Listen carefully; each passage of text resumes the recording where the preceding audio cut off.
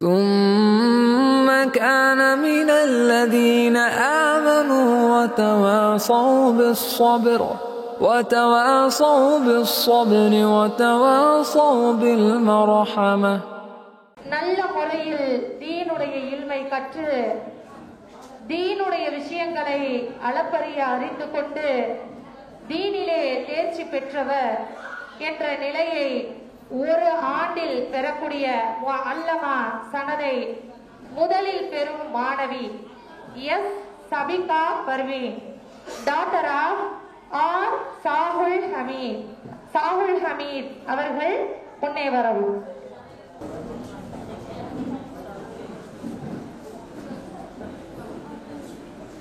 Sabika Parveen.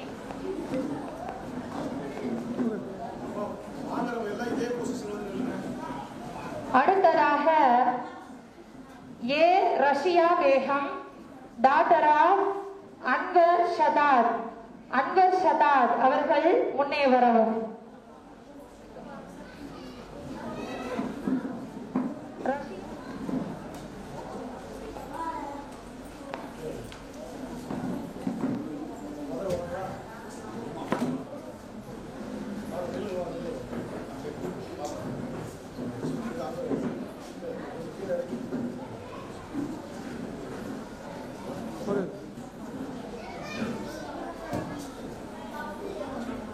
Russia Begum அவர்களுக்கு நினைவு பரிசு வழங்கப்படுகிறது. அவர்கள் முன்னே வரவும். ஆமினம்மாள் அவர்களுடைய தாயார் முன்னே வரவும்.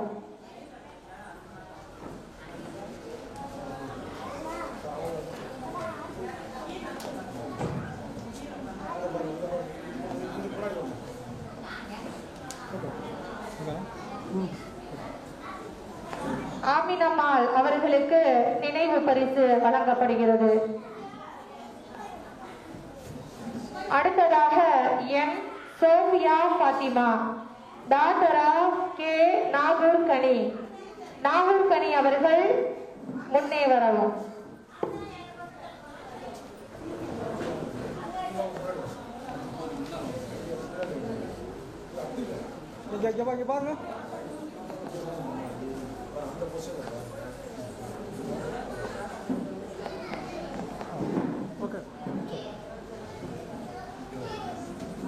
சோபியா பாத்திமா அவர்களுக்கு நினைவு பரிசு வழங்கப்படுகிறது.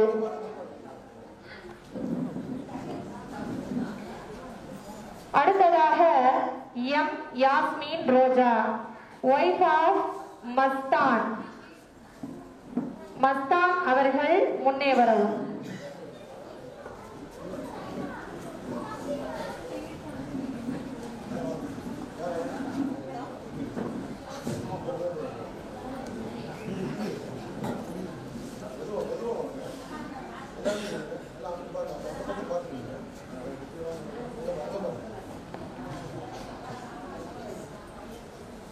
யாஸ்மின் ரோஜா அவர்களுக்கு நினைவு பரிசு வழங்கப்படுகிறது.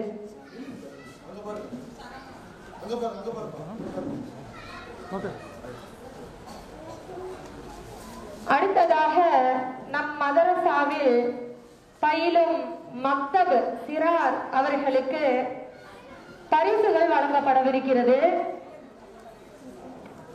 வீட்டுல பையன் என்ன பண்ணிட்டான், அவங்க அம்மாட்ட போய் என் பையனை சொல்றான், 7ஆம் கிளாஸ் 2ஆம் கிளாஸ் படிச்சுட்டு இருக்கான், 3வது பையன் வந்து அவங்க அம்மாடி போடா மதரசா ஆண்டு விழாவில் போய் பேச்சு போட்டு கலந்துக்கிறான் அப்படின்னு முடியாதுன்னு இருக்கிறான். அவங்க அம்மா கம்பல் பண்ணி நீ கலந்தே தீரணும்னு இருக்குது. அதுக்கு பையன் சொல்லியிருக்கிறான், ஏம்மா உனக்கு ஒரு பாத்திரம் கிடைக்குமேங்கிறக்கா என்னையம்மா பேச்சு போட்ட கலந்துக்க சொல்ற, உனக்கு பாத்திரம் வேணா அத்தாட கேட்டு வாங்கிக்க. அப்ப என்னடா கொடுத்தா பேச்சு போட்டிக்கு போவேன், எனக்கு டாய்ஸ் கொடுத்தா சந்தோஷமா போய் பேசுவேன், எனக்கு டாய்ஸே கொடுக்க மாட்டேங்கிறாங்க, பேசுறது நானு குக்கர் உனக்கா அப்படின்னு கேட்டிருக்கான். அதனால அந்த கவலையை போக்கணுமேங்கிறதுக்காக இந்த குழந்தைகளுக்கு எல்லாத்துக்கும் டாய்ஸ் வாங்கி கொடுக்கணும். முகமது தாரிக் அவர்களுக்கு பரிசு வழங்கப்படுகிறது.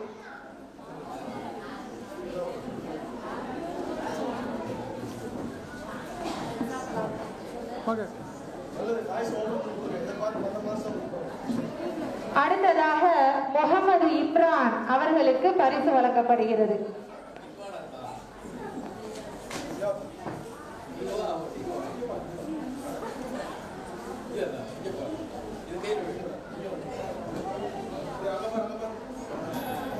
அடுத்ததாக ஒய் அலிமா.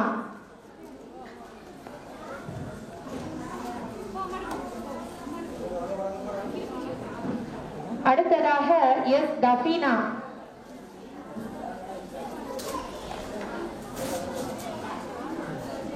அடுத்ததாக கே ஹிஃபா.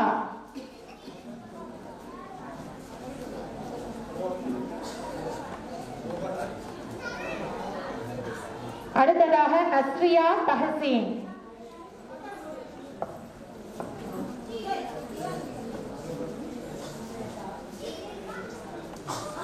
அடுத்ததாக தமினா அல்பியா.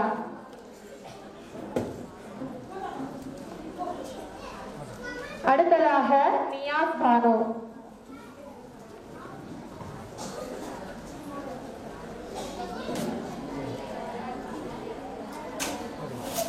அடுத்ததாக தமன்னா ஃபர்ஹீன்.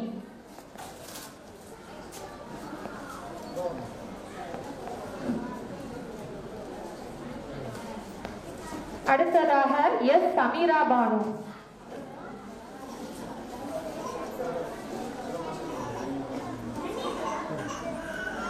ஏ சனாஃபர்.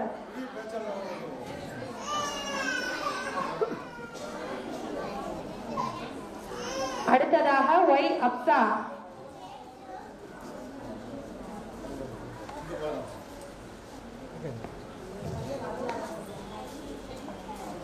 அல்லமா முதலாம் ஆண்டு பயிலும் மாணவிகளுக்கு பரிசு வழங்கப்படுகிறது. எஸ் சஹிரா பானு.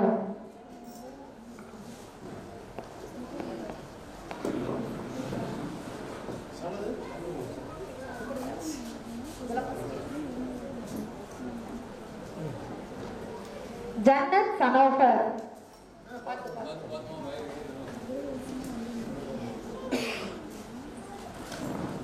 சையத் அலி ஃபாத்திமா.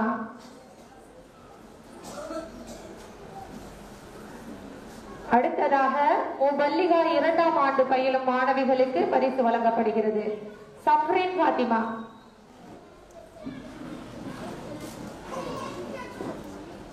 சபானா.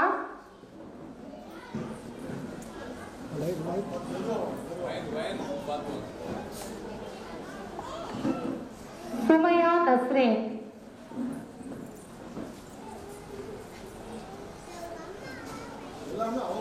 ரஜப் நிஷா.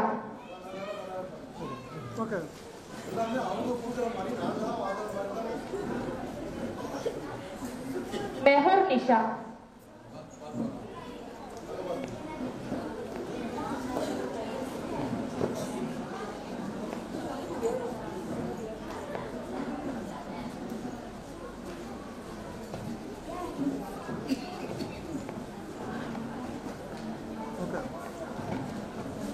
தற்போது எங்கள் MSK மஸ்ஜித் சேவைக்குழு நடத்தி வரும் பெண்கள் நல்வாழ்வு வழிகாட்டி மையத்தில் தையல் பயிற்சி பெற்று 6 மாத காலங்களுக்கு பயிற்சி பெறும் மாணவிகளுக்கு சான்றிதழ்கள் வழங்குகின்றோம். அப்படி பயிற்சி பெற்று தேறி சான்றிதழ் பெறும் மாணவிகள் பின்வருமாறு: ஃபர்ஜானா ஃபாத்திமா, ஒய்ஃப் ஆஃப் அப்துல் சலாம். தையல் சான்றிதழ் பெறும் மாணவிகள் முன்னே வரவும்.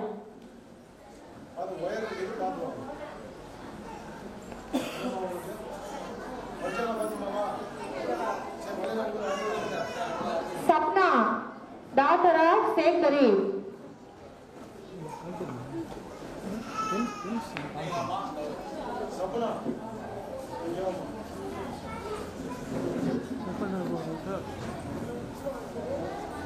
சப்னாவிற்கு நினைவு பரிசு வழங்கப்படுகிறது. அடுத்ததாக ஆஃபியா பேகம், பாருக் அப்துல்லா.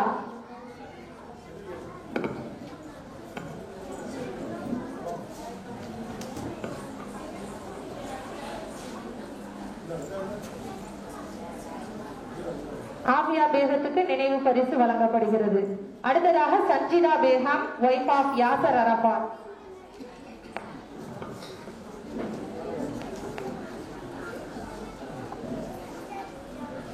சஞ்சிதா பேகம் அவர்களுக்கு நினைவு பரிசு வழங்கப்படுகிறது. அடுத்ததாக சமீமா பானு வைஃப் ஆஃப் சேக் பரி.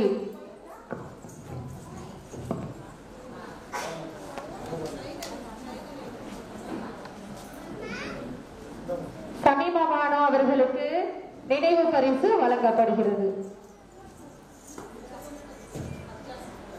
ஃபர்ஜானா பாத்திமா வைஃப் ஆஃப் அப்துல் சலாம் அவர்கள் சார்பாக எங்கள் மதரசா மாணவி இந்த பரிசை பெற்றுக் கொள்வார்.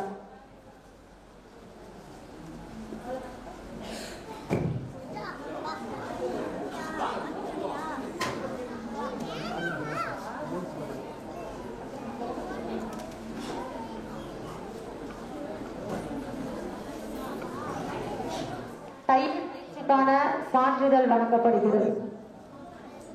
அதோடு நினைவு பரிசு வழங்கப்படுகிறது. அடுத்ததாக எம் மதரசாவில் தையல் பிரிவில் பணிபுரியும் ஆசிரியை ராபியத்துல் பசரியா அவர்களுக்கு நினைவு பரிசு வழங்கப்படுகிறது.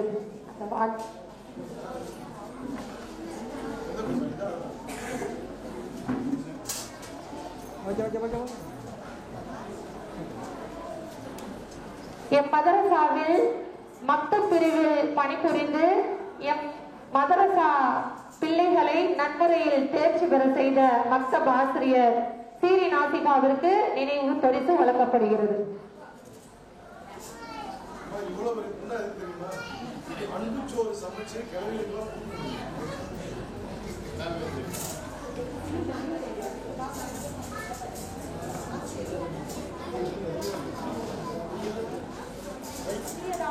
பெரியதாயினும் சரி, ஆரம்பித்த நாளில் இருந்து நாங்கள் எந்த ஒரு அழைப்பு விடுத்தாலும் உடனே அந்த நிகழ்விற்கு வந்து இன்முகத்தோடு கலந்து கொண்டு தீனின் சுவையை எங்களுக்கு அள்ளித்தந்த எங்கள் MSK தேசிய அமைப்பாளர் அலங்கை சையது இப்ராஹிம் ஹாஜியார் அவர்களுக்கு நினைவு பரிசு வழங்கப்படுகிறது. MSK பெண்கள் நல்வாழ்வு வழிகாட்டி மையம் சார்பில் நினைவு பரிசு வழங்கப்படுகிறது.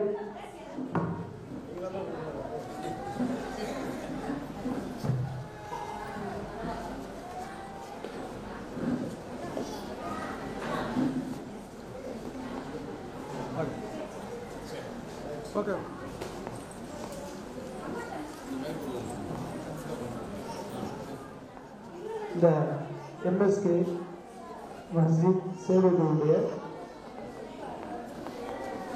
பெண்கள்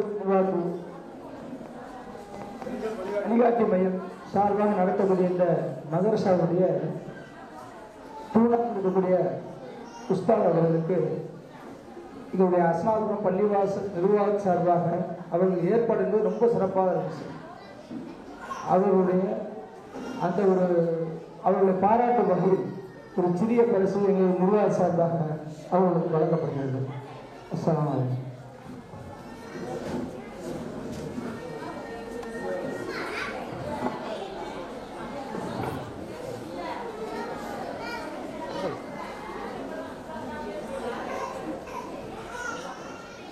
நிகழ்ச்சி தொடர்ந்து நடக்கும். சின்ன பிள்ளைங்க பேசிக்கிட்டே இருப்பாங்க. நீ யாராவது பசிக்குதுன்னா தாராளமாக வீட்டுக்கு போகலாம், பசியை பொறுத்துக்கிட்டா தாராளமாக உட்காரலாம். ஆனால் பிள்ளைய பேசுறது கண்டிப்பாக நம்ம வீடியோ ரெக்கார்ட் பண்ணிக்கணும். ஏன்னா அந்த வீடியோ எங்களுக்கு ரொம்ப முக்கியம். இதே மாதிரி இதுவும் தீன் தாங்கிற நிகழ்ச்சியை எல்லா ஊர்லேயும் நடத்தணும். தீனுங்கிறது ஒரு சுருக்கிய வலைக்குள்ள இருக்கக்கூடாது, அது மிகப்பெரிய வட்டம்ங்கிறத மக்களுக்கு சொல்றதுக்கு முதல் பயணம் தான் இந்த நிகழ்ச்சி. எல்லாரும் கலந்துக்கிற எல்லாத்துக்கும் மனமார்ந்த நன்றியை தெரிவித்துக் கொண்டு விடைபெறுகிறேன். வாகுரு தாவானா அப்படின்னு ஹஜ்ரத் அவங்க ஒரு குட்டி துவா செய்வாங்க, அதோட கொடுக்குறது.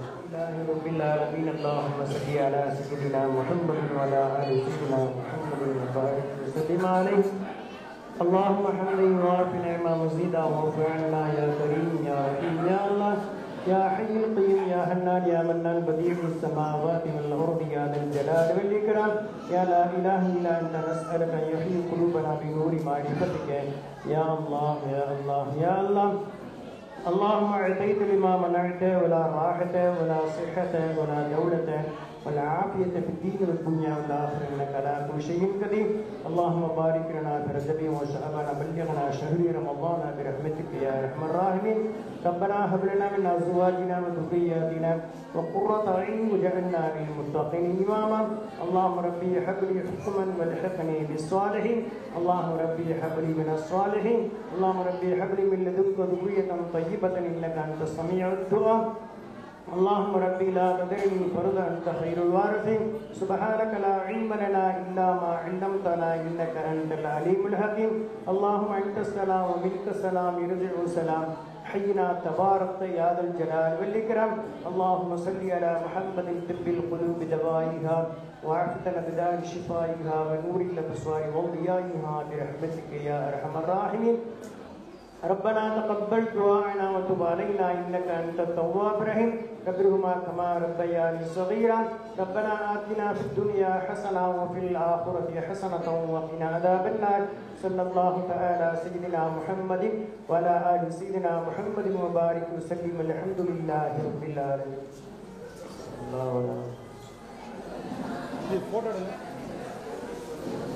போட்டோக்காரங்க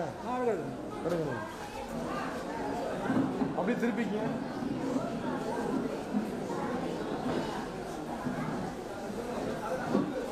இங்க பாருங்க எல்லாரும் அங்க பாருங்க. ஓகே அப்படியே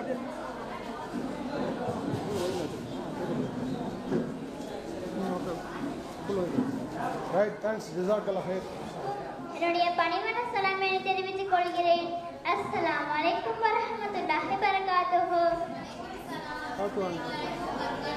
மறுமை நாள் நெருங்கும் போது பூமியில் நிகழும் சில அடையாளங்களை நபி தோழர் அபூ ஹுரைரா அறிவித்துள்ளார்கள். பைத்துல் மால் எனும் பொது நீதியை நிர்வாகிப்பவர் தங்கள் நடந்து கொண்டால் மறுமை நாள் நெருங்கிவிடும். மேலும் ஜக்காத் கொடுப்பதை சுமையாக்க கருதினால் மறுமை நாள் நெருங்கிவிடும். மேலும் கல்வியை செயல்படுத்த வேண்டும் என நோக்கமில்லாமல் உலக ஆதாயங்கள், செல்வம், பதவி இவ்வேலைகளை அடைய வேண்டும் என்ற நோக்கில் மறுமை நாள் நெருங்கிவிடும். மேலும் மனைவிக்கு வழி பெற்ற தாய்க்கு மாறு செய்தால் மறுமை நாள் நெருங்கிவிடும். மேலும் பலிவாசலில் சத்தமிட்டு கூச்சலில் விட்டால் மறுமை நாள் நெருங்கிவிடும். மேலும் ஒருவனை கெடுதி செய்து அவனுக்கு மரியாதை செய்தால் மறுமை நாள் நெருங்கிவிடும். மேலும் கீழ்த்தரமான சிலுடவர்கள் சமுதாயத்தின் பொறுப்பாளராக நியமித்தால் மறுமை நாள் நெருங்கிவிடும். மேலும் மது பகிரங்கமாகவும் அருந்தப்பட்டால் மறுமை நாள் நெருங்கிவிடும். மேலும் சமுதாயத்தின் முன்னோர்களை பின்னோர்கள் குறை கூறினால் மறுமை நாள் நெருங்கிவிடும். மேலும் இசை பகிரங்கமாகவும் பொதுவாகவும் ஆகிவிட்டால் மறுமை நாள் நெருங்கிவிடும். மேலும் பாடகைகள் அறிந்திருந்துவிட்டால் மறுமை நாள் நெருங்கிவிடும். மேலும் அமானிதம் பொருள் தம் பொருளாக ஆகிவிட்டால் மறுமை நாள் நெருங்கிவிடும். மேலும் எனவே இப்படிப்பட்ட பாவ செயல்களிலிருந்து தவிர்த்து சாலிஹான நல்லுறவுகளை வாழ்வை தேர்ந்தெடுத்து வாழ அல்லாஹ் அருள் அளிப்பானாக. ஆமீன் ஆமீன். அஸ்ஸலாமு அலைக்கும் வரஹ்மத்துல்லாஹி வபரகாத்துஹு. அடுத்ததாக வினாடி வினா வடிவில் ஹதீஸ்களை கூற வருகிறார்கள் எம் மதரசாவின் சின்னஞ்சிறு கண்மணிகள் ஒய் அலிமா கே ஹிஃபா.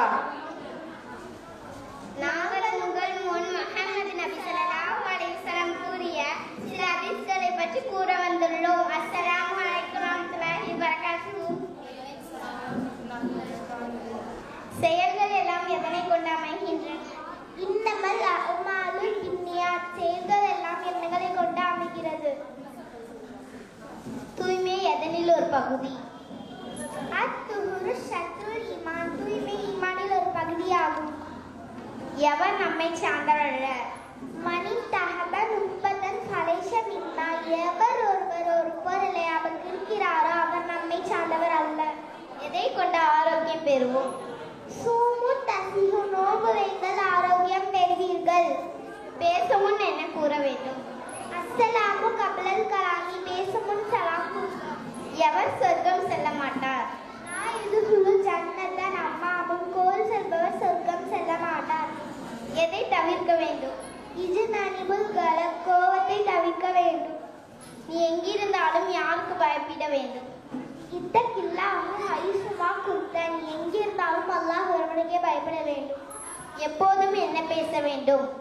அழைக்கும் சிதிக்கு எப்போதும் உண்மையை பேசு. சொர்க்கத்தின் திறவுகோல் எது? மிஃப்தாஹுல் ஜன்னத்துல் சலாம். சொர்க்கத்தின் திறவுகோல் சொல்லுங்க. அஸ்ஸலாமு அலைக்கும் வரஹ்மத்துல்லாஹி வபரகாத்துஹு. அடுத்ததாக வினாடி வினா வடிவில் குர்ஆன் வசனங்களை கூற வருகிறார்கள் எம் மதரசாவின் மாணவிகள் ஒய் அப்சா ஏ சனாஃபர்.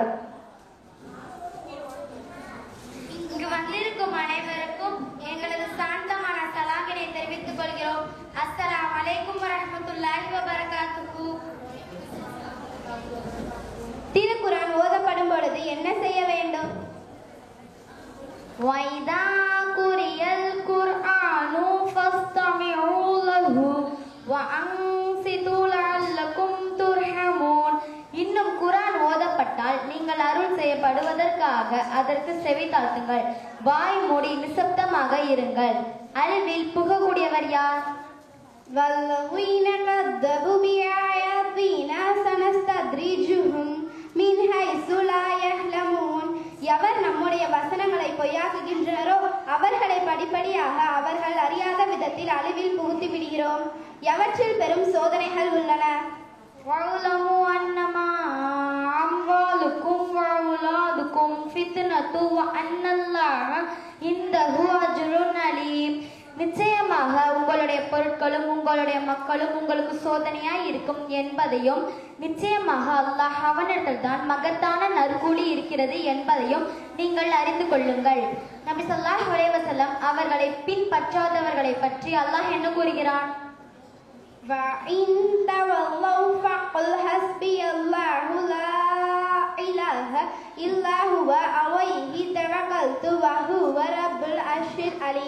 நபியே, இதன் பின்னரும் அவர்கள் உம்மை பின்பற்றாது விலகிவிட்டால் அவர்களை நோக்கி நீர் கூறும் அல்லாஹ்வே எனக்கு போதுமானவன், அவனை தவிர வேறு நாயன் இல்லை. என் காரியங்கள் அனைத்திலும் அவன் மீது நான் பூரண நம்பிக்கை கொண்டுள்ளேன். அவன்தான் மகத்தான அர்ஷின் அதிபதியாய் இருக்கிறான்.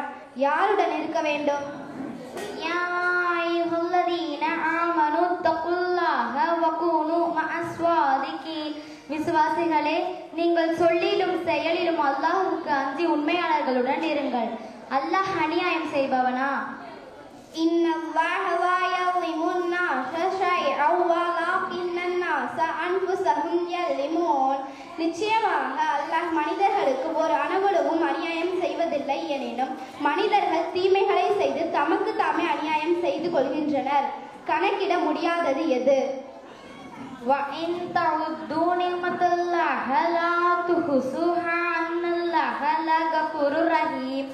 அல்லாஹ்வின் அருளை, அருட்கொடைகளை நீங்கள் கணக்கிட்டால் எண்ணி முடிக்க முடியாது. நிச்சயமாக அல்லாஹ் மிக்க மன்னிப்பவனாகவும் கிருபையுள்ளவனாகவும் இருக்கிறான். நன்மையின் எடை அதிகமானால்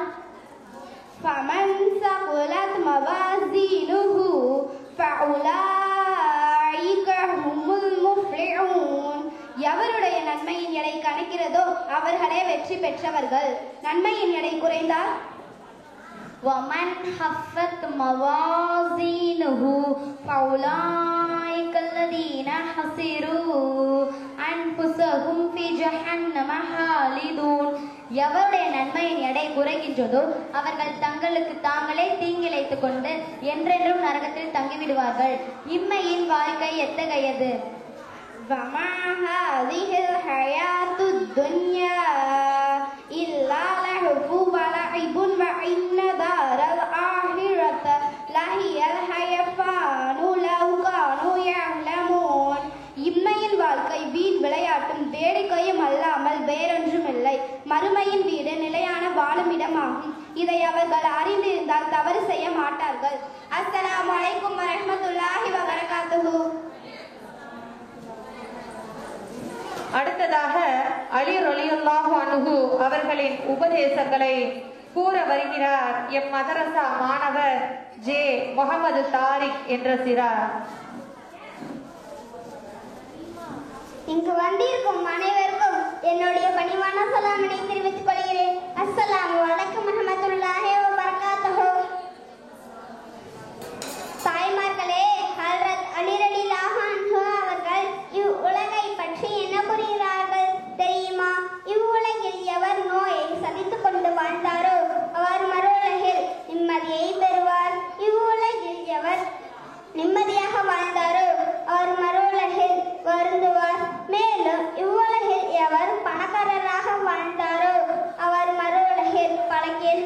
உள்ளாக்கப்படுவர்.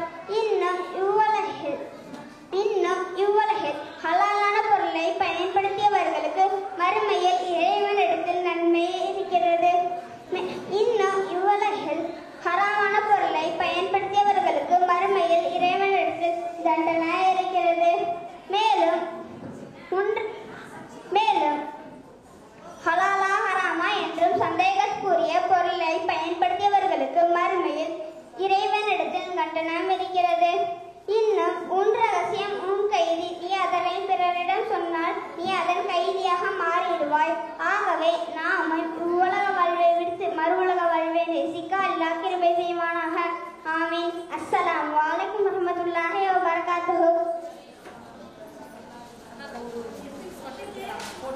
அஸ்ஸலாமு அலைக்கும் வரஹ்மத்துல்லாஹி வபரகாத்துஹு.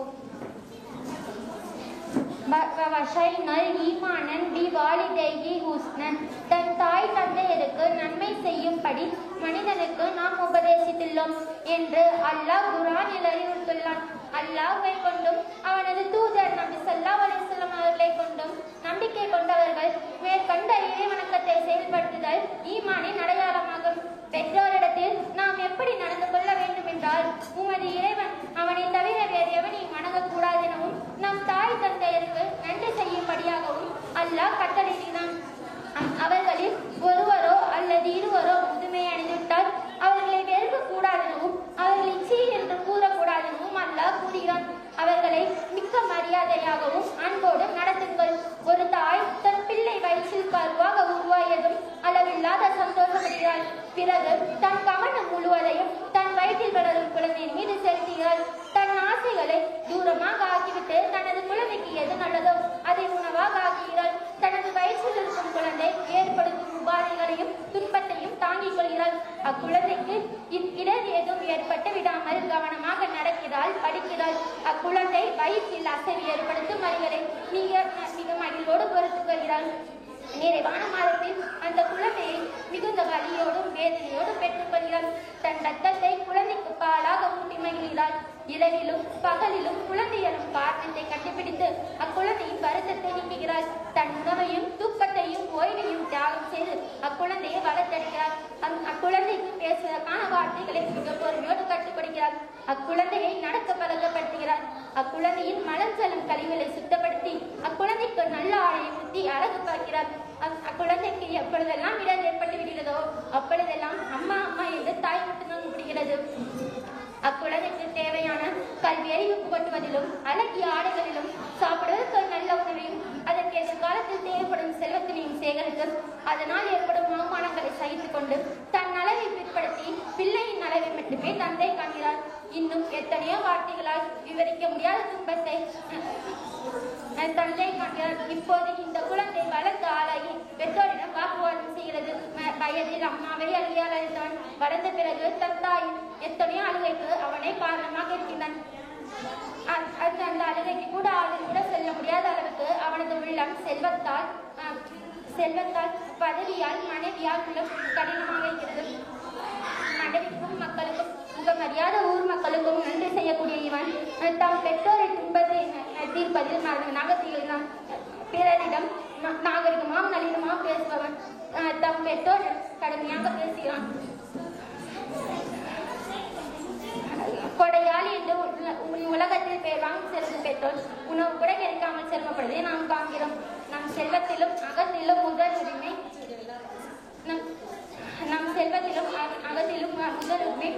பெற்றோர்கையாகும். நபி ஸல்லல்லாஹு அலைஹி வஸல்லம் அவர்கள் கூறினார்கள், பெற்றோரை நோவினை செய்வதற்கு கொடுக்கப்படும் வேதனை கண்டு நான் மூழ்கியது கொண்டு வேறு எதுவும் என்னை கவலை கொள்ள செய்யவில்லை. மேலும் நபி ஸல்லல்லாஹு அலைஹி வஸல்லம் அவர்கள் கூறினார்கள், ஹஜ்ரத் அலிகுமார் ரலியல்லாஹு அன்ஹு சம்பவத்தின் போது கூறினார்கள், முஹாஜிர்களே, அன்சாரிகளே, உங்கள் மனைவி பேச்சை கேட்டு பெற்றோரை மனதை புண்படுத்தார்கள். அவ்வாறு செய்பவர்களை அல்லாஹ்வும் மலக்கும் சபிக்கின்றன. எந்த ஒரு தனி உறவுக்கும் சொல்லப்படாத ஒரு பிரார்த்தனையை அல்லாஹ்வும் பெற்றோருக்கு கேட்கும்படி கூறினார். ரப்பி அன்ஹுமா கம்மா ரப்பையானி ஸ்வகீரா. யா அல்லாஹ், நான் சிறு வயதாக இருக்கும்போது என்னை வளர்த்து ஆளாக்கியவாறு நீயும் இவ்விருவர் மீது அன்பும் அருளும் புரிவாயாக. ஆமீன். பெற்றோருக்காக துவா செய்யப்பட வேண்டும் என்று அல்லாஹ் குர்ஆனில் அறிவிக்கிறார். செய்வது, பெற்றோரை துன்புறுத்துவது, கொலை செய்வது, பொய் சாட்சி கூறுவது போன்றவை பெரும் பாவமாகும் என்று நபி ஸல்லல்லாஹு அலைஹி வஸல்லம் அவர்கள் கூறினார்கள். பெற்றோர்கள் தவறான விஷயங்களையோ மதத்திற்கு புறமான விஷயங்களையோ செய்ய சொன்னால் அது செய்ய வேண்டியதில்லை. தவறுகளைய பெற்றோரிடம் எடுத்து கூற வேண்டும். ஒரு மனிதர் நபி ஸல்லல்லாஹு அலைஹி வஸல்லம் அவர்களுக்கு இருந்து பெற்றோர்கள் மரணத்துக்கு பிறகு அவருக்கு செய்ய வேண்டிய உபகாரம் ஏதேனும் இருக்கிறதா என்று கேட்டார். அதற்கு நபி ஸல்லல்லாஹு அலைஹி வஸல்லம் அவர்கள் 4 விஷயங்களுடைய கூறினார்கள். முதலாவதாக பெற்றோருக்காக அல்லாஹ்விடம் துஆ செய்வது, பாவ மன்னிப்பு கேட்பது. இரண்டாவதாக அவர்கள் செய்த உடன்படிக்கையை நிறைவேற்றுவது. மூன்றாவதாக அவர்களின் நண்பர்களை கண்ணியப்படுத்துவது. நான்காவதாக இரத்த பந்தங்களுடன் இணைந்திருத்தல் அல்லாஹ்வின் பொருத்தம் தந்தையின் பொருத்தத்தில் இருக்கிறது என்று நபி ஸல்லல்லாஹு அலைஹி வஸல்லம் அவர்கள் கூறினார்கள். அஸ்ஸலாமு அலைக்கும் வரஹ்மத்துல்லாஹி வபரகாத்துஹு. நாவை பேணுதல் என்ற தலைப்பில் உரை நிகழ்த்த வருகிறார் எம் மதரசா இந்த ஆண்டு சனது பெறும் மாணவி அல்லமா சனது பெறும் மாணவி ஏ ரீமா ஆதிபா. பெண்களின் மிகையான பாவமே நாவு சம்பந்தப்பட்ட பாவம்தான். அடுத்தவரின் குறைகளை ஆராய்ந்து அதை பிறரிடம் தெரிவித்து தானும் பாவத்தை சம்பாதித்துக் கொண்டு பிறரிடமும் கெடுதிகளை கொண்டு சேர்ப்பவர்களை நபி ஸல்லல்லாஹு அலைஹி வஸல்லம் அவர்கள் தடுத்துள்ளார்கள். நபியின் உபதேசத்தை கேட்டு நடந்தால் நன்மை கிட்டும், இல்லையே நபி வழியை இட்டகன்றால் தீமை வந்து சேரும். கோல் சொல்லி திருபவன் இறந்து மன்னரில் வைக்கப்பட்டதுமே வேதனை செய்யப்படுவான். இந்நிலை மறுமை நாள் வரை நீடித்திருக்கும். கோல் சொல்வதனால் அன்பு கொண்ட இருவர்களுக்கிடையே பகைமை கொள்ள நேரிடும். அல்லாஹ் ஒருவரின் விஷயத்தை மறைத்து வைத்திருக்க வேண்டும். அதை இன்னொருவன் மக்களிடம் வெளிப்படுத்துகிறான். அவன் அல்லாஹ்வின் கோபத்திற்கு ஆளாகிறான். கோல் சொல்லும் குழப்பவாதிகளுக்கு இவ்வுலகில் அழிவும் மறுமையில் கொடிய வேதனையும் உண்டு. கோல் சொல்வதனால் நல்வர் மக்களிடம் தீயவராகிறார். எவரவர்கள் தனது நாவால் பிறருக்கு நோய்வினை தராதவரை உண்மையான மூமின் ஆவார்.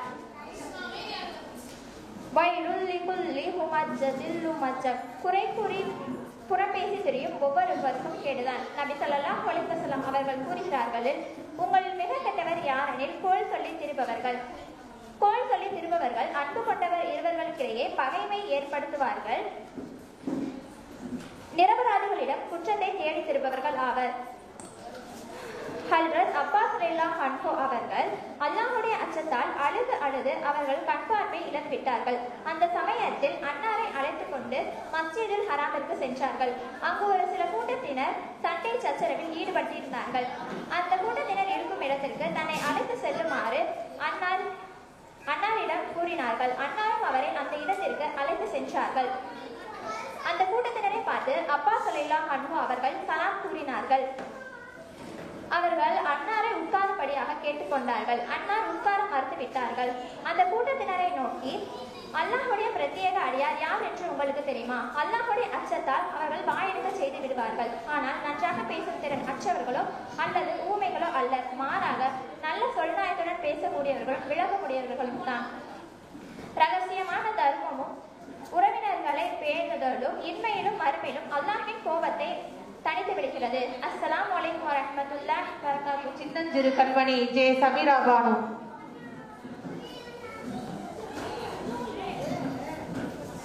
இங்கு வந்திருக்கும் அனைவருக்கும் என் சாந்தமான சலாமினை தெரிவித்துக் கொள்கிறேன். அஸ்ஸலாமு அலைக்கும் வரஹ்மத்துல்லாஹி வபரகாத்துஹு. இவ்வுலகில் நிகழ்ந்துள்ள பாவங்கள் மறு உலகில் பெரும் சுமையாகும். பாவம் செய்துவிட்டு உணராமல் இருப்பது மிகப்பெரிய பாவமாகும். நாம் செய்யக்கூடிய பாவம் இவ்வுலகில் துன்பத்தை கொண்டு வந்து சேர்க்கும். ஆனால் மறுமையிலோ அல்லாஹ்வின் தண்டனை கொண்டு வந்து சேர்க்கும். பாவம் செய்வது மனித இயல்பு. அதை பாவம் என்று உணர்ந்து அல்லாஹ்விடம் மன்னிப்பு கேட்காமல் இருப்பது அம்மனிதன் கர்வம் கொண்டுள்ளான் என்பதன் அடையாளமாகும். எவரொருவர் தான் செய்த பாவங்களுக்காக மனம் வருந்தி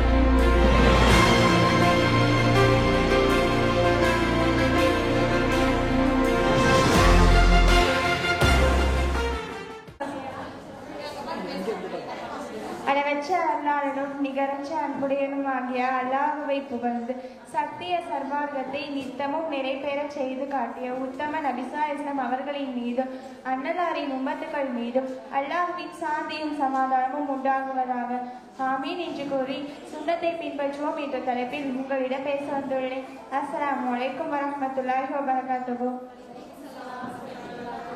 ஒவ்வொரு நாளுடைய இரவும் பகலும் நம் கையை விட்டு நழுவிக்கொண்டே இருக்கிறது. கலந்துவிட்ட காலங்களும் இழந்துவிட்ட செல்வங்களை நினைத்து கவலை அடைகிறோம். நேற்றைய உலக லாபம் இன்று நம்மளுக்கு மகிழ்ச்சியை அளிக்கிறது. ஆனால் கடந்த காலங்களில் நாம் நிறைய நன்மைகளை இழந்திருக்கிறோம். அதனை குறித்து கவலையின் சாயல் கூட நம் உள்ளத்தில் இல்லை. நபிசா இஸ்லாம் அவர்களின் வழிமுறையில் உண்ணாத உணவு உலகமயமாகிவிட்டது. சுன்னத்தை பேணி உண்டவருக்கு இது இபாதத்தாகிவிட்டது. சுன்னத்தை பேணி தூக்கம், பிரயாணம், பேச்சு, பார்வை, கொடுக்கல் வாங்கல் என அனைத்தும் இபாதத்தாகி செயலேட்டில் பதிவு செய்யப்படுகிறது. சுன்னத்தை பின்பற்றாமல் தன் மனம் நாடும் வழிகளில் வழிமுறையை நிறைவேற்றிக் கொள்ளும் இபாதத்துகள் கூட நற்செயல்களாக செயலேட்டில் பதிவு செய்யப்படுவதில்லை. மணப்பெண்ணுக்கும் மணமகனுக்கும் அவரவர் வீட்டில் நடுகு செய்வது என்பது வழக்கமாகும். இவையெல்லாம் வெறும் சடங்குகளை தவிர இவையெல்லாம் இஸ்லாம் மார்க்கத்தில் கூறப்படாத ஒன்று. மணமகன் தாடி வைத்திருந்தால் கல்யாணத்திற்கு முதல் நாள் குடும்பத்தினர்கள், உறவினர்கள், நண்பர்கள் என ஒவ்வொருவரும் அவரவர் பங்கிற்கு மணமகளின் உள்ளத்தை கழித்து தாடி எனும் ஒரு முக்கியமான சுண்ணத்தினை அவர் முகர்ச்சியிலிருந்து அகற்றி விடுகின்றனர். அடுத்ததாக மணமகனுக்கு தங்க நகை அணிவித்து அழகு பார்க்கப்படலாம் நடைபெறுகின்றது. மணமகன் தங்கமே அணியாத பழக்கமுடையவராக இருந்தாலும் அவரை வற்புறுத்தி இன்று ஒரு நாள் மற்றும் என்று சமாதானப்படுத்தி தங்கச்செயின், தங்க மோதிரம் ஆகியவற்றினை அணிந்து விடுகின்றன.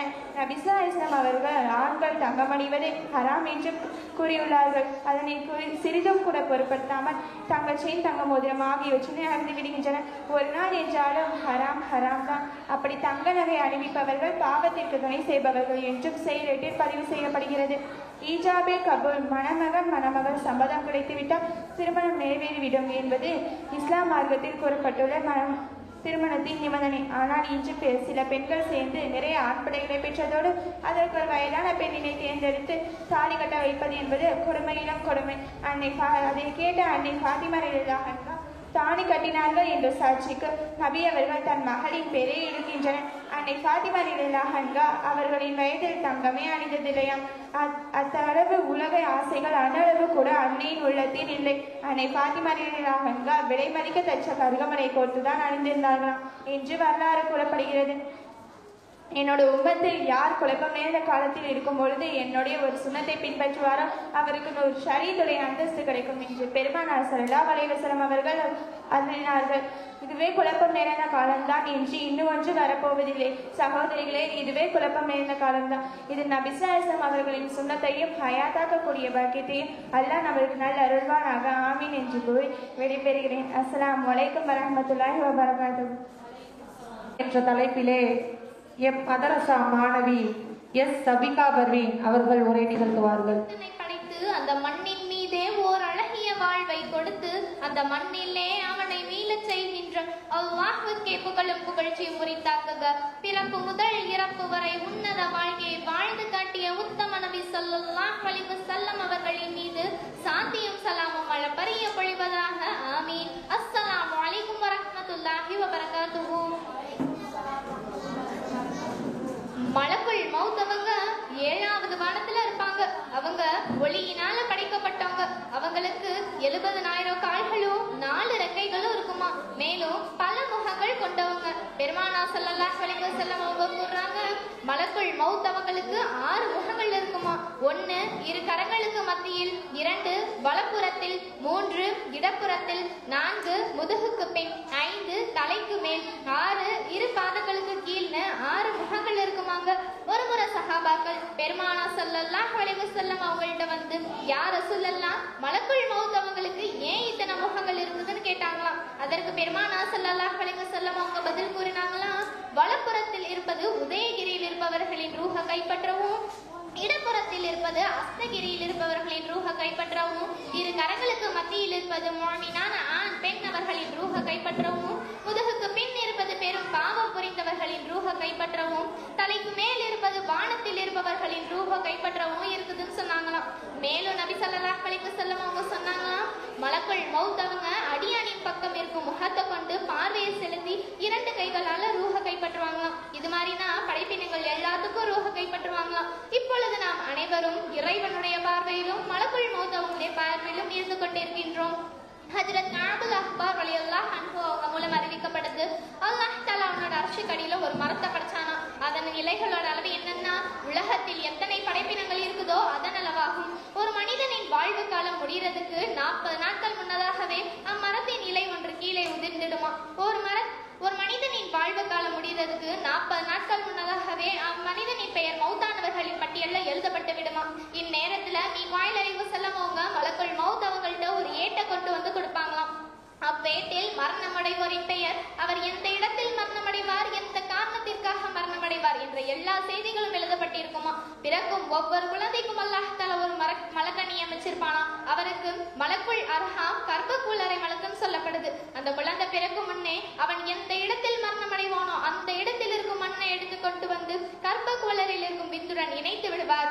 அதனால் அவன் சுற்றுமிடமெல்லாம் சுற்றிவிட்டு எங்கே மண் எடுக்கப்பட்டதோ அங்கே மரணமடைவான்னு கூறப்படுது.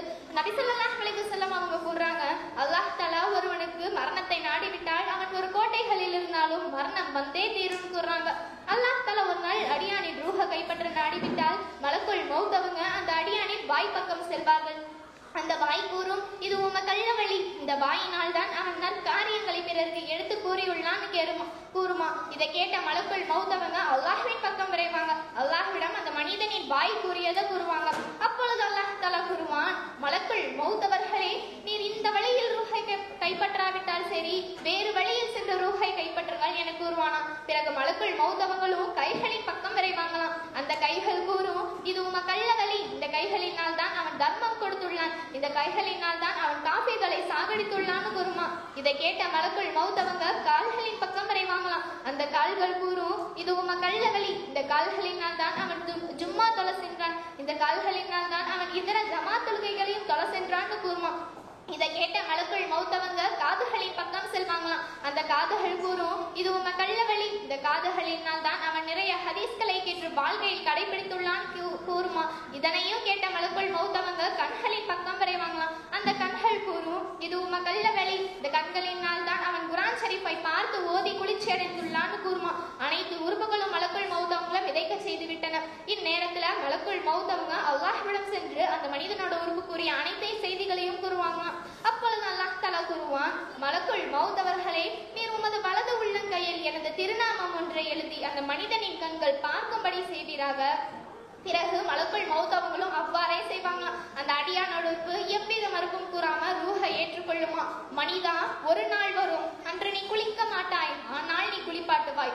அன்று நீ ஆடை அணிய மாட்டாய், ஆனால் உனக்கு ஆடை அணிவிக்கப்படும். அன்று நீ தொழ மாட்டாய், ஆனால் உன்னை தொழ வைக்கப்படும். அன்று நீ எதையும் கேட்க மாட்டாய், ஆனால் உன்னிடத்தில் கேட்கப்படும். அன்று உன்னுடைய சொந்த பந்தங்கள் உன்னை தனிமையில் விட்டுவிடும், நீ மட்டும் தனித்திருப்பாய். அந்த நாள் வெகு தூரத்தில் அல்ல, மிக மிக சமீபம்தான். சிந்திக்க நேரமில்லை, போவோம் நாம் இஸ்லாமின் பால் விரைந்து வாருங்கள். அஸ்ஸலாமு அலைக்கும் வரஹ்மத்துல்லாஹி வபரகாத்துஹு. அடுத்ததாக ஆடை என்ற தலைப்பிலே ரஜப் நிஷா அவர்கள் உரை நிகழ்த்துவார். அனைவருக்கும் அஸ்ஸலாமு அலைக்கும் வரஹ்மத்துல்லாஹி தஆலா வபரகாத்துஹு. எம்எஸ்கே பெண்கள் நல்வாழ்வு வழிகாட்டி மையம் நடத்தும் இதுவும் தீன்தான் என்ற நிகழ்ச்சியில் நான் எடுத்துக்கொண்டுள்ள தலைப்பு ஃபர்தா மற்றும் ஆடை ஒழுக்கம். மனிதனை படைத்து அவனுக்கு அழகான முறையில் அங்க அவயங்களை கொடுத்து இன்னும் பேச்சு விளக்கத்தை கற்றுக் கொடுத்து இன்னும் அவனை முழுமைப்படுத்தும் விதமாக ஆடையை கொடுத்த வல்ல ரஹ்மானுக்கே வான்புகழ் அனைத்தும் உண்டாவதாக. ஒழுக்கத்தின் உறைவிடமாம், வாழ்வின் முந்துதலாம், ஃபர்தாவின் மேன்மையாம் ஃபாத்திமா ரலியல்லாஹு அன்ஹா அவர்களின் தந்தையாம் நாயம் ஸல்லல்லாஹு அலைஹி வஸல்லம் அவர்களின் மீதும் சாந்தியும் சலாமும் உண்டாவதாக. ஃபகத் கால அல்லாஹ் தஆலா குர்ஆனிலே கூறுகிறான், யா பனி ஆதம கத அன்ஸல்னா அலைக்கும் லிபாஸா லிபாஸை யுவாரி சவ்ஆதிக்கும் மரீஸா வலிபாசு தக்வா தாலிக கைருன் தாலிக மின் ஆயாத்தில்லாஹி லஅல்லஹும் யதக்கரூன். ஆதமுடைய மக்களே, உங்களுடைய வெட்கத்தலங்களை மறைப்பதற்காகவும் இன்னும் அலங்காரத்தை வெளிப்படுத்துவதற்காகவுமே ஆடையை நாம் வழங்கினோம். இன்னும் பயபக்தி என்னும் ஆடையை சிறந்தது, நீங்கள் நல்லுணர்ச்சி பெறுவதற்காக. அதாவது அல்லாஹ் தஆலா நமக்கு ஆடை எதுக்காக கொடுத்துருக்கோம் அப்படின்னா, நம்ம அலங்காரத்தை வெளிப்படுத்துறதுக்கும் இன்னும் வெட்கத்தலங்களை வந்து மறைப்பதற்காகவும் தான் ஆடையை கொடுத்துருக்கான். இன்னும் வந்து வெயில் பனி குளிர் போன்ற காலங்களுக்கு ஏற்றவாறும் ஆடையை கொடுத்துருக்கான். இன்னும் வந்து இன்று மானத்தை மறைக்க வேண்டிய ஆடையை வந்து சில பெண்கள் மானத்தை வெளிப்படுத்தும் வகையில் அணிந்து அல்லாஹ்விற்கு நன்றி கேட்ட அடியாராக இருக்கிறார்கள். இன்னும் இஸ்லாத்துல ஆடைக்கு என்று சில சட்ட திட்டங்களை அல்லாஹ் வரையறுத்திருக்கான். அதாவது ஒரு பெண்ணுக்கு ஃபர்தா ஏன் அவசியம் அப்படின்னா, ஒரு விலை மதிப்பற்ற பொருட்களை என்ன செய்வோம், தெருவில் வச்சாலும் அதை யாரும் எடுக்க மாட்டாங்க. ஆனா தங்கம் வைரம் போன்ற பொருட்களை என்ன செய்வோம் அப்படின்னா அதை வீட்டில் வச்சிருந்தோம்னா பத்திரமா சேஃப்டி லாக்கர்ல வைப்போம். அதை எப்போ வெளியில எடுத்துட்டு போகணும்னு நினைக்கிறோமோ அப்ப என்ன செய்வோம், அதை பிற மக்கள் பார்த்து வகையில வந்து எடுத்துட்டு போவோம். அதை விட கண்ணியமானவங்க தான் பெண்கள். அப்ப அப்படி பெண்கள் வந்து வெளியே போகும்போது ஃபர்தாவை போட்டு போடுறது அவங்களுக்கு சிறந்தது. இப்ப இந்த ஃபர்தாவுடைய வசனம் எப்ப இறங்குச்சு அப்படின்னா, நாயம் ஸல்லல்லாஹு அலைஹி வஸல்லம் மனைவி வந்து கழிப்பிடம் நாடி வெளியில் செல்லும் போது அவங்கள வந்து முக்காடு போட்டுக்கொள்ள சொல்லுங்க அப்படின்னு உமர் அலி வந்து நாயம் ஸல்லல்லாஹு அலைஹி வஸல்லம் சொல்லுவாங்க. அப்ப நாயம் ஸல்லல்லாஹு அலைஹி வஸல்லம் சொல்லுவாங்க, அதாவது இன்னும் இதை பத்தி அல்லாஹ்ட்ட வந்து வசனம் இறங்கல அப்படின்னு சொல்லிட்டு அதை செயல்படுத்த மாட்டாங்க. ஒரு முறை இதே மாதிரி நாயம் ஸல்லல்லாஹு அலைஹி வஸல்லம் மனைவிமார்கள் வெளியே போகும்போது அந்த பெண்களை வளர்த்தியானவங்க யாருன்னா சௌதா ரலியல்லாஹு அன்ஹா அவர்கள்.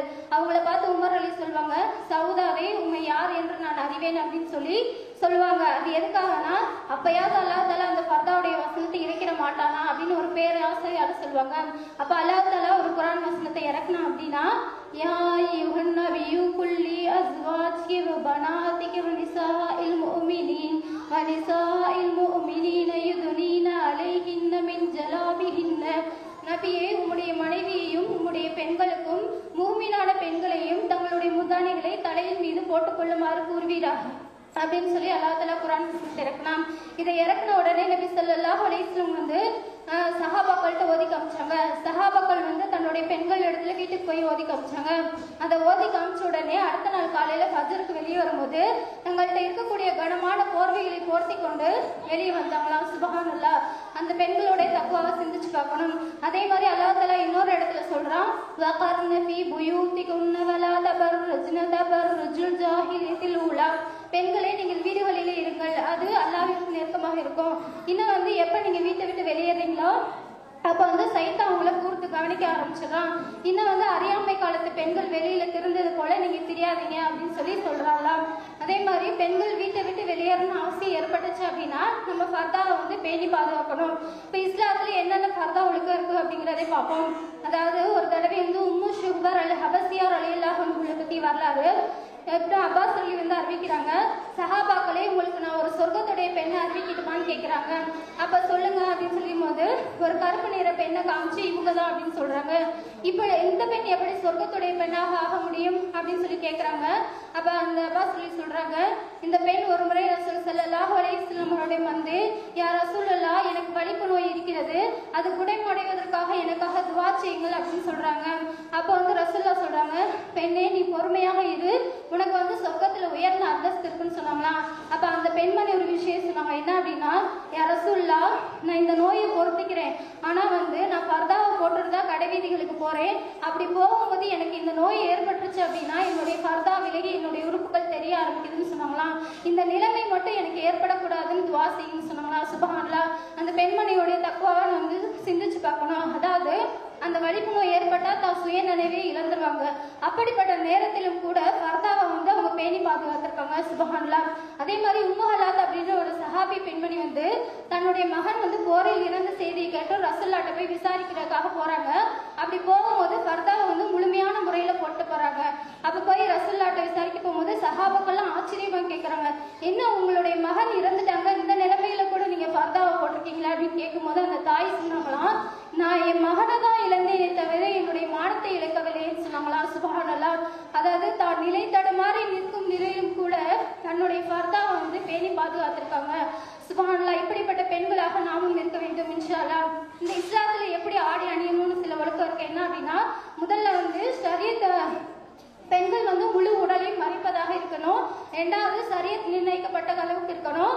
மூணாவது வந்து மெல்லிய ஆடையாக இருக்கக்கூடாது. ஏன் அப்படின்னா, நிஷாவு காசியாத்தும் ஆதியாத்தும், மெல்லிய ஆடை அணிந்தோம் அப்படின்னா அந்த பெண் வந்து நிர்வாணமா இருக்கிறது சமம். நவுது பில்லாஹி மின்ஹா.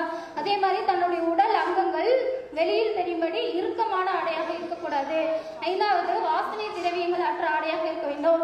ஏன் அப்படின்னா நபி ஸல்லல்லாஹு அலைஹி வஸல்லம் சொல்லியிருக்காங்க, எந்த ஒரு பெண் வாசனை திரவியத்தை பூசிக்கொண்டு பிறர் நுகர வேண்டும் என்று சொல்கிறாரோ அவள் விபச்சாரி ஆவாள். நவுது பில்லாஹி மின்ஹா. இன்னைக்கு நம்ம பெருமைக்காக என்ன செய்யறோம்னா பல பர்ஃபியூம்ஸ் வாங்கி வீட்டில் அடுக்கி வச்சிருக்கோம், அது வந்து தவறு. அதே மாதிரி பிற மத கலாச்சார ஆடைகளை வந்து அணியக்கூடாது. இன்னும் வந்து ஆண்களுக்கு ஒப்பான ஆடை பெண்களும், பெண்களுக்கு ஒப்பான ஆடை ஆண்களும் அணியக்கூடாது. இன்னும் வந்து பிரபல்யத்திற்காக பெருமைக்காக ஆடை அணியக்கூடாது. இன்னும் வந்து தன்னுடைய ஆடை வந்து கணுக்காலுக்கு கீழே வந்து இருக்கக்கூடாது. யாருடைய ஆடை வந்து கணுக்காலுக்கு கீழ் இருக்குமோ அவங்க வந்து சொர்க்கம் நுழைய மாட்டாங்க.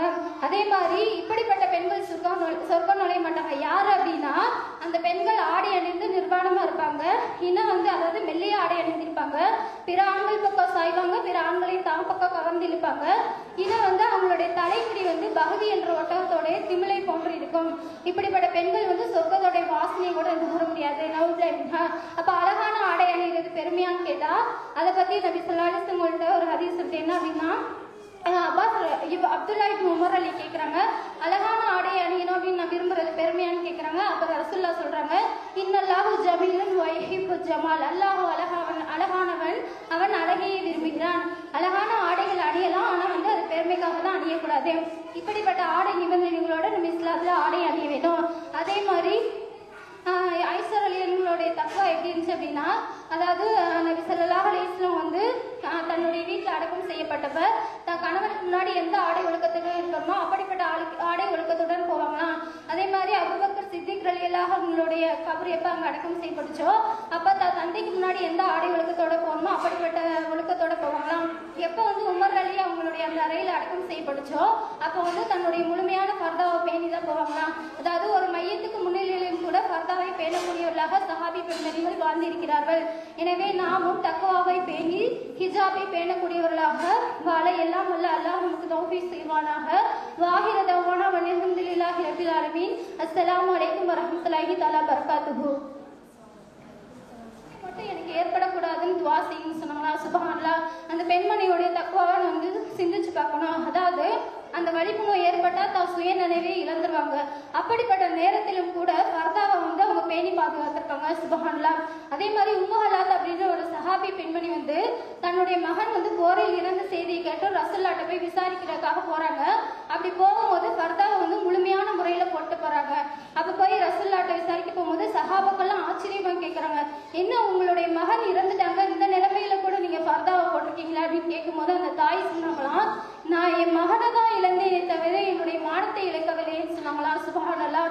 அதாவது தான் நிலை தடுமாறி நிற்கும் நிலையிலும் கூட தன்னுடைய ஃபர்தாவை வந்து பேணி பாதுகாத்திருக்காங்க. சுப்ஹானல்லாஹ். இப்படிப்பட்ட பெண்களாக நாமும் இருக்க வேண்டும் இன்ஷா அல்லாஹ். இந்த இஸ்லாத்துல எப்படி ஆடை அணியணும்னு சில ஒழுக்கம் இருக்கு. என்ன அப்படின்னா, முதல்ல வந்து ஷரியத் பெண்கள் வந்து முழு உடலையும் மறைப்பதாக இருக்கணும். 2வது ஷரியத் நிர்ணயிக்கப்பட்ட அளவுக்கு இருக்கணும். 3வது வந்து மெல்லிய ஆடையாக இருக்கக்கூடாது. ஏன் அப்படின்னா நிஷாவு வாசியாத்தும் ஆரியாத்தும் மெல்லிய ஆடை அணிந்தோம் அப்படின்னா அந்த பெண் வந்து நிர்வாணமா இருக்கிறது சமம். நவுது பில்லாஹி மின்ஹா. அதே மாதிரி தன்னுடைய உடல் அங்கங்கள் வெளியில் தெரியும்படி இறுக்கமான ஆடையாக இருக்கக்கூடாது. 5வது வாசனை திரவியங்கள் அற்ற ஆடையாக இருக்க வேண்டும். ஏன் அப்படின்னா நபி ஸல்லல்லாஹு அலைஹி வஸல்லம் சொல்லியிருக்காங்க, எந்த ஒரு பெண் வாசனை திரவியத்தை பூசிக்கொண்டு பிறர் நுகர வேண்டும் என்று சொல்கிறாரோ அவள் விபச்சாரி ஆவாள். நவுது பில்லாஹி மின்ஹா. இன்னைக்கு நம்ம பெருமைக்காக என்ன செய்யறோம்னா பல பர்ஃபியூம்ஸ் வாங்கி வீட்டில் அடுக்கி வச்சிருக்கோம், அது வந்து தவறு. அதே மாதிரி பிற மத கலாச்சார ஆடைகளை வந்து அணியக்கூடாது. இன்னும் வந்து ஆண்களுக்கு ஒப்பான ஆடை பெண்களும், பெண்களுக்கு ஒப்பான ஆடை ஆண்களும் அணியக்கூடாது. இன்னும் வந்து பிரபல்யத்திற்காக பெருமைக்காக ஆடை அணியக்கூடாது. இன்னும் வந்து தன்னுடைய ஆடை வந்து கணுக்காலுக்கு கீழே வந்து இருக்கக்கூடாது. யாருடைய ஆடை வந்து கணுக்காலுக்கு கீழ் இருக்குமோ அவங்க வந்து சொர்க்கம் நுழைய மாட்டாங்க. அதே மாதிரி இப்படிப்பட்ட பெண்கள் சொர்க்கம் நுழைய மாட்டாங்க. யாரு அப்படின்னா அந்த பெண்கள் ஆடை அணிந்து நிர்வாணமா இருப்பாங்க. இன்னும் வந்து அதாவது மெல்லிய ஆடை அணிந்திருப்பாங்க. பிற ஆண்கள் பக்கம் சாய்வாங்க, பிற ஆண்களை தாம் பக்கம் கவர்ந்து இழுப்பாங்க. இன்னும் வந்து அவங்களுடைய தலைமுடி வந்து பகுதி என்ற ஒட்டகத்தோடைய திமிலை போன்று இருக்கும். இப்படிப்பட்ட பெண்கள் வந்து சொர்க்கத்தோடைய வாசனையை கூட நுகர முடியாது. அப்ப அழகான ஆடை அணிகிறது பெருமையான்னு கேட்டா அதை பத்தி நபி ஸல்லல்லாஹு அலைஹி வஸல்லம் ஒரு ஹதீஸ் இருக்கு. என்ன அப்படின்னா அப்துல்லா இப்னு உமர் அலி கேட்குறாங்க, அழகான ஆடை அணியணும் அப்படின்னு நான் விரும்புறது பெருமையான்னு கேட்குறாங்க. அப்புறம் ரசூலுல்லாஹ் சொல்றாங்க, இன்னல்லாஹு ஜமீலுன் வ யுஹிப்பு ஜமால். அல்லாஹ் அழகானவன், அவன் அழகையை விரும்புகிறான். அழகான ஆடைகள் அணியலாம், ஆனா வந்து அது பெருமைக்காக தான் அணியக்கூடாது. அதே இப்படிப்பட்ட ஆடை நிபந்தனைகளோட நம்ம இஸ்லாத்துல ஆடை அணிய வேண்டும். அதே மாதிரி ஐசர் அலிகளுடைய தக்குவா எப்படி இருந்துச்சு அப்படின்னா, அதாவது நபி ஸல்லல்லாஹு அலைஹி வஸல்லம் வந்து தன்னுடைய வீட்டில் அடக்கம் செய்யப்பட்டப்ப தன் கணவனுக்கு முன்னாடி எந்த ஆடை ஒழுக்கத்துடன் இருக்கணுமோ அப்படிப்பட்ட ஆடை ஒழுக்கத்துடன் போவாங்களாம். அதே மாதிரி அபூபக்கர் சித்திக் ரலியல்லாஹு அவங்களுடைய கபர் எப்போ அங்கே அடக்கம் செய்யப்பட்டுச்சோ அப்போ தன் தந்தைக்கு முன்னாடி எந்த ஆடை ஒழுக்கத்தோட போகணுமோ அப்படிப்பட்ட ஒழுக்கத்தோட போவாங்களாம். எப்போ வந்து உமர் அலி அவங்களுடைய அந்த அறையில் அடக்கம் செய்யப்பட்டுச்சோ அப்போ வந்து தன்னுடைய முழுமையான ஃபர்தாவை பேணி தான் போவாங்களாம். அதாவது ஒரு மையத்துக்கு முன்னிலையிலும் கூட ஃபர்தாவை பேணக்கூடியவர்களாக சஹாபி பெண்மணிகள் வாழ்ந்திருக்கிறார்கள். எனவே நாமும் தக்வாவை பேணி ஹிஜாபை பேணக்கூடியவர்களாக வாழ எல்லாம் வல்ல அல்லாஹ் நமக்கு தௌஃபீக் செய்வானாக. வாஹிர தஅவானா வல்ஹம்துலில்லாஹி ரப்பில் ஆலமீன். அஸ்ஸலாமு அலைக்கும் வரஹ்மத்துல்லாஹி தஆலா பரகாத்துஹு. தலைப்பிலே உரை நிகழ்த்த வருகிறார் எம் மதரசா மாணவி சோஃபியா.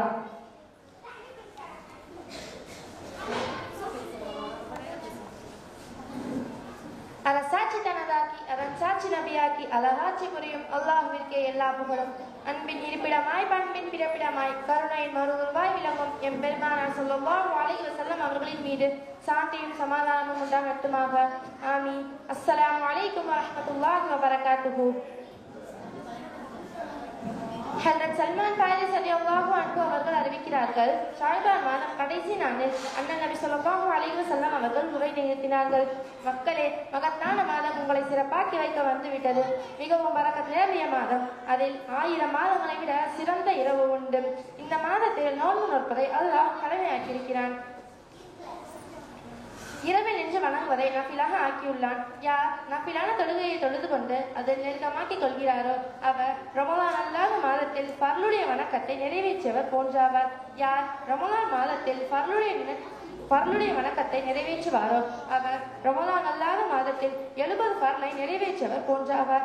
இது பொறுமையுடைய மாதம். பொறுமைக்கு கூலி சுவனப்பதியாகும். நபி ஸல்லல்லாஹு அலைஹி வஸல்லம் அவர்கள் அறிவித்தார்கள், குர்ஆனும் நோன்பும் ஒருவருக்கு சிபாரிசு செய்யும். நோன்பு கூறும், இவனை பசியை விட்டும் தாகத்தை விட்டும் நான் தவிர்த்திருந்தேன், எனவே இவனுடைய விஷயத்தில் என்னுடைய சிபாரிசை ஏற்றுக்கொள்வாயாக. மேலும் குர்ஆன் கூறும், இவனை இரவில் தூங்குவதை விட்டும் நான் தடுத்திருந்தேன், எனவே இவனுடைய விஷயத்தில் என்னுடைய சிபாரிசை ஏற்றுக்கொள்வாயாக என்று கூறும். இவ்விரண்டின் சிபாரிசும் ஏற்றுக்கொள்ளப்படும். நபி ஸல்லல்லாஹு அலைஹி வஸல்லம் அவர்கள் கூறியுள்ளார்கள், ஒருவர் குர்ஆன் ஓதுவதன் மூலம் அல்லாஹ்விடத்தில் மற்றவர்களை விட மிக நெருக்கமாக்கிக் கொள்கிறார்கள் என்று. ரமலான் மாதத்தில் 30 நாட்கள் ஒவ்வொரு 10 தினங்களுக்கும் ஒரு சிறப்பு உண்டு. முதல் 10 அல்லாஹ்வின் ரஹ்மத் என்னும் இறை கருணை இறங்கும் நாட்களாக இருக்கிறது. 2ஆம் 10 மஅ்ஃபிரத் என்னும் இறை மன்னிப்புக்குரிய நாட்களாக இருக்கிறது. 3ஆம் 10 நரகத்திலிருந்து விடுதலை தரக்கூடிய நாட்களாக இருக்கிறது. ரமலானின் முதல் 10 தினங்களில் ஓத வேண்டியது. ரமலானின் முதல் 10 தினங்களில் அல்லாஹ்வுடைய கருணை இறங்குகின்ற நாட்களாக இருக்கிறது. இந்த நாட்களில் நாம் அல்லாஹ்விடம் அதிகம் அழுது கருணையை கேட்டுக்கொண்டிருக்க வேண்டும். நபி ஸல்லல்லாஹு அலைஹி வஸல்லம் அவர்கள் கூறினார்கள், ஒரு மனிதன் எவ்வளவுதான் நற்காரியங்களை செய்தாலும் அல்லாஹ்வின் ரஹ்மத் என்னும் கருணையின்றி சுவனத்தையோ மன்னிப்பையோ பெற்றுவிட முடியாது என்று.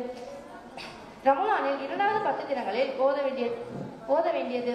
ரமலானில் 2வது 10 தினங்களில் மஅ்ஃபிரத் என்னும் இறை மன்னிப்புக்குரிய நாட்களாக இருக்கிறது.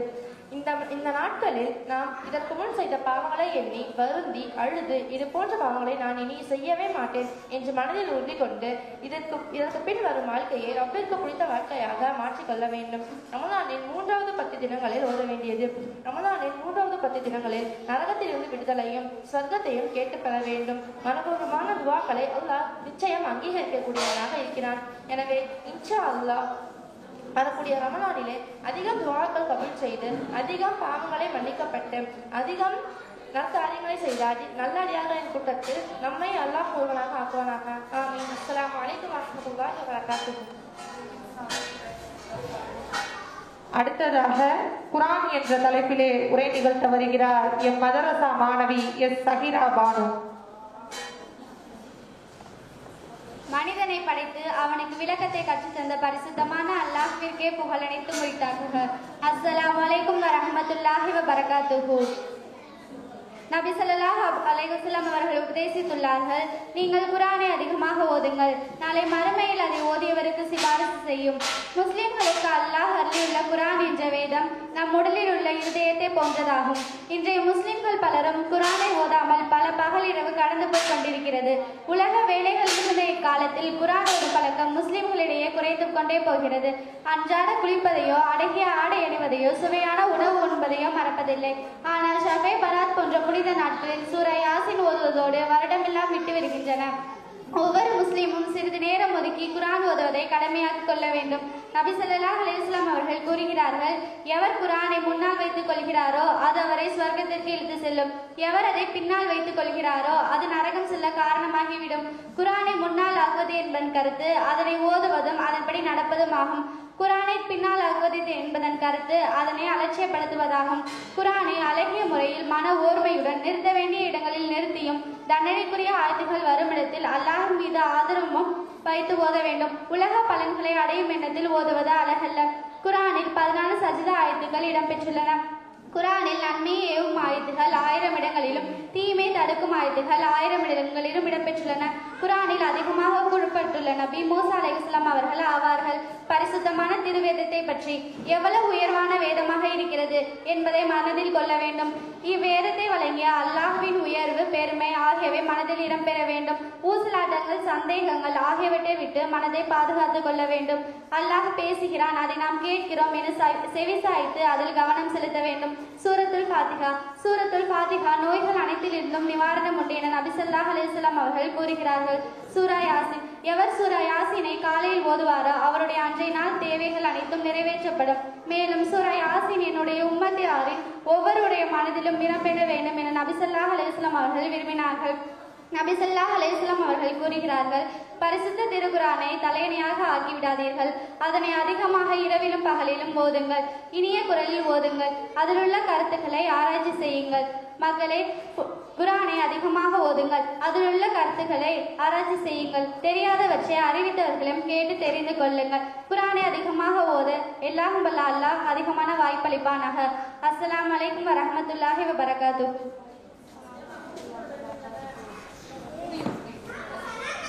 அடுத்ததாக தொழுகை என்ற தலைப்பிலே உரை நிகழ்த்த வருகிறார் எம் மதரசா மாணவி எஸ் ஜன்னத் சனோஃபர். இஸ்லாத்தின் 5 கடமைகளில் ஒன்றான இரண்டாவது மிக முக்கியமான கடமை தொழுகையை பற்றி தான் விளக்க உள்ளேன். அஸ்ஸலாமு அலைக்கும் வரஹ்மத்துல்லாஹி வபரகாத்துஹு. இஸ்லாத்தின் அடிப்படையானதும் ஆணிவேரானதும் இந்த தொழுகைதான். ஆனால் இந்த அடிப்படையான ஆணிவேரான தொழுகை இன்று எந்த நிலையில் உள்ளது? இன்று முஸ்லிம்களாகிய நாம் எந்த அளவு இந்த தொழுகைக்கு முக்கியத்துவம் கொடுத்து வருகிறோம், எந்த அளவு அதை பேணி தொழுது வருகிறோம் என்று சிந்தித்து பார்க்க வேண்டும். அண்ணல் நபியே, அருட்கொடை ரசூலே, உங்களை படைக்காவிட்டால் அண்ட சராசரங்களையும் உயிரினங்களையும் நாம் படைத்திருக்க மாட்டோம் என்று யாரை பார்த்து அல்லாஹு தஆலா கூறினானோ அத்தகைய மஹ்மூத் நபி ஸல்லல்லாஹு அலைஹி வஸல்லம் அவர்கள் தம் மரண தருவாயில் கடமையான தொழுகையை நிறைவேற்றினார்களாம். இன்று எந்த அளவு நம் மனதில் தொழுகைக்கு இடம் கொடுத்துள்ளோம் என்று பார்த்தால், ஒரு சிறு காய்ச்சல், தலைவலி, வயிற்று வலி என நொண்டி சாக்கு கூறிக்கொண்டு ஒரு நேர தொழுகை தானே, உடம்புக்கு சுகம் இல்லை என்றால் என்ன செய்வது? நாம் சொன்ன நொண்டி சாக்குகளை நியாயப்படுத்துகிறோம். இதுதான் முக்மீனின் வாழ்க்கையா அல்லது இதுதான் இஸ்லாத்தின் நெறியா என சிந்தித்து பாருங்கள் தாய்மார்களே. ஒரு நேர தொழுகை அசட்டை செய்துவிட்டு மணி கணக்கில் நம்மளால் டிவி முன்னாடி போய் உட்கார முடியுமா என்றால் முடியும் என்றுதான் சொல்வோம். மணி கணக்கில் நம்மை அலங்காரம் செய்து கொண்டு திருமண வைபோகங்களிலும் அனாச்சாரமான விஷயங்களிலும் நம்மளால் கலந்து கொள்ள முடியுமா என்றால் முடியும் என்றுதான் சொல்வோம். மணி கணக்கில் ஒருவரை பற்றி புறம் பேச முடியுமா அல்லது மீன் பேச்சுகளும் வெட்டி ஜம்பங்களும் பெருமையும் பொய்யும் புரட்டும் நம்மளால் பேச முடியுமா என்றால் முடியும் என்றுதான் சொல்வோம். நாளை மறுமை நாளில் இந்த டிவியும் ஆடம்பர அழகும் துணையாக வரப்போகிறதா அல்லது இந்த ஒவ்வொன்றும் இவர் என்னை மணிக்கணக்கில் பார்த்து பேசி பெருமை அடித்தார், அதனால் இவருக்கு சொர்க்கம் எழுதிடுங்கள் என்று நம்மை பற்றி நல்ல விதமாக அல்லாஹ் தஆலாவிடம் விவாதம் செய்ய போகிறதா? எனவே தாய்மார்களே, இது எதுவும் நமக்கு துணையாக வரப்போவதில்லை. இது எதுவும் நமக்கு பயன் தரப்போவதில்லை. நமக்கு பயன் தரப்போவதெல்லாம் நம்முடைய அமல்கள் மட்டும்தான் என்பதை சிந்தித்து பார்த்து இம்மையிலும் மறுமையிலும் எனக்கும் உங்களுக்கும் ஈடேற்றமாக இருக்கக்கூடிய தொழுகையை தொழுது வர எல்லாம் வல்ல அல்லாஹ் தஆலா நம் அனைவருக்கும் தௌஃபீக் செய்வானாக. ஆமீன். இந்த நிகழ்வு ஏற்படுவதற்கு காரணமாக இருந்த இறைவனுக்கு நன்றி. அல்ஹம்துலில்லாஹ், அஷ்ஷுக்ருலில்லாஹ். இந்த நிகழ்வுக்காக இவ்வளவு நேரம் பொறுமை காத்து பசியோடும் தாகத்தோடும் அமர்ந்திருக்கக்கூடிய அனைத்து தாய்மார்களுக்கும் குழந்தை செல்வங்களுக்கும் நன்றி. இந்த நிகழ்வுக்காக வருகை புரிந்து சிறப்பித்த சிறப்பு விருந்தினர்கள் அனைவருக்கும் ஜமாத் குழுவினர்களுக்கும் நன்றி. அல்லாஹ் இந்த நிகழ்வை கொண்டு நம் மனதில் ஏதாவது சில படிப்பினைகளை ஏற்படுத்தி நம் உள்ளத்தில் இப்படிப்பினைகளை இருத்தி அதை வாழ்க்கையில் செயல்படுத்த கிருபை செய்து நல்கி அருள் புரிவானாக. அல்ஹம்துலில்லாஹி ரப்பில் ஆலமீன். அஸ்ஸலாமு அலைக்கும் வரஹ்மத்துல்லாஹி வபரகாத்துஹு.